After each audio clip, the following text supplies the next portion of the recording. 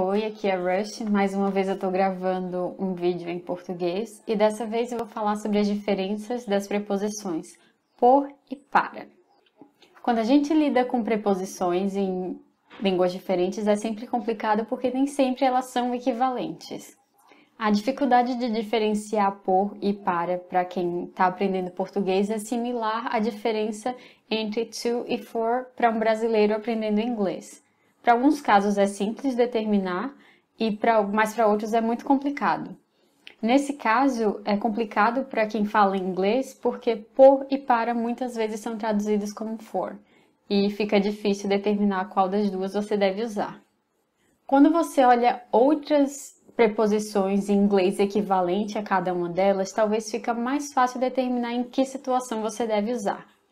Por exemplo, quando você quer dizer para, você pode traduzir não só como for, mas também como to, towards ou in order to.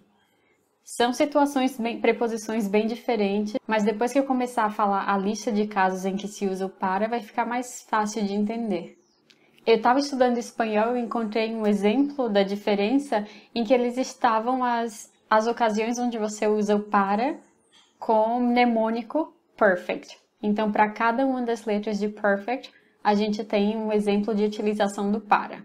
O primeiro, P, stands for purpose, propósito. Por exemplo, esta garrafa é para água. This bottle is for water. E is for effect. Eu estudo para aprender. I study to learn in order to learn. R is for recipient, receptor. O presente é para Ana. The gift is for Anna. F stands for future or point in time.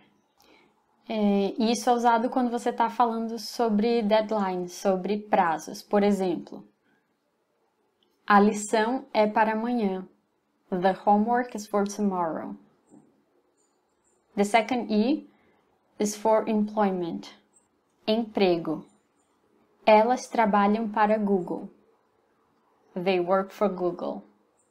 C is for comparison. Para uma criança, você é muito alto.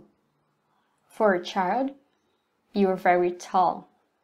A pessoa está comparando uma criança com todas as crianças. E por último, T, towards, a direção. Eu estou indo para o carro. I'm going towards the car. E agora que eu falei para o carro, é importante lembrar, como eu mencionei nos vídeos sobre as contrações, muitas vezes quando usamos para acompanhado do artigo o, nós transformamos isso em pro. Eu estou indo pro carro. Para mais a vira para mais as, no plural, pras, e para mais os, no plural, pros. Então, quando você precisa usar o para e é seguido de um desses artigos definidos, você pode usar a contração.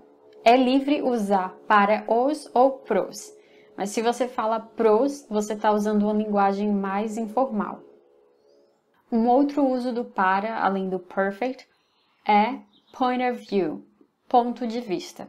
Por exemplo, se eu falar, para mim, algumas regras de gramática são difíceis. From my point of view, some grammar rules are difficult. Agora a gente vai tratar do uso do por. O por, diferente do para, quando ele é seguido de um artigo definido a, o, ou as, os, ele se transforma, respectivamente, em pela, pelo, pelas, pelos. E nesse caso é o contrário, você não pode usar por os, por as. Você deve transformar a preposição por em pelo, pela, pelos ou pelas. Quanto aos equivalentes do por em inglês, além do for, a gente pode traduzir como through, via, along, over, forth e mais algumas preposições.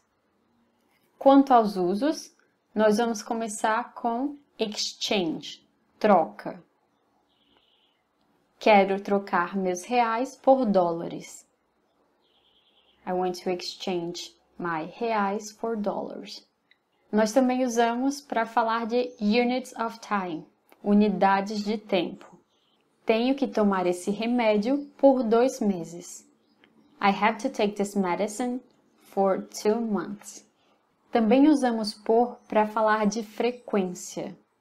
Escove os dentes no mínimo 3 vezes por dia. Brush your teeth at least 3 times a day.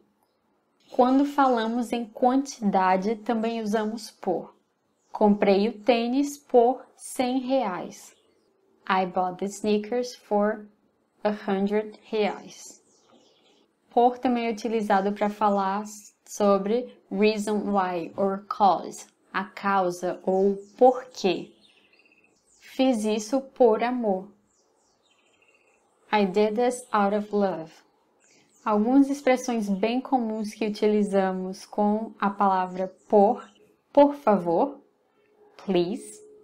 E uma expressão idiomática é por mim. Quando você diz por mim, geralmente você faz por mim, nesse tom, e o significado próximo seria for all I care. Não me importo, por mim, você pode fazer o que quiser. Já uma expressão com para, temos para começo de conversa, ou para começo de conversa, to begin with, or for starters, ir desta para melhor, which means to die. O assunto é bem extenso, então eu pretendo fazer depois um vídeo para que vocês possam praticar e testar se realmente aprenderam, mas eu recomendo que vocês anotem essas observações, cada uso, e pratiquem, porque só com a prática que a gente realmente entende e aprende como utilizar cada uma dessas preposições. Obrigada por assistir. Se tiverem qualquer pergunta, pode deixar nos comentários e eu te vejo na próxima. Tchau, tchau!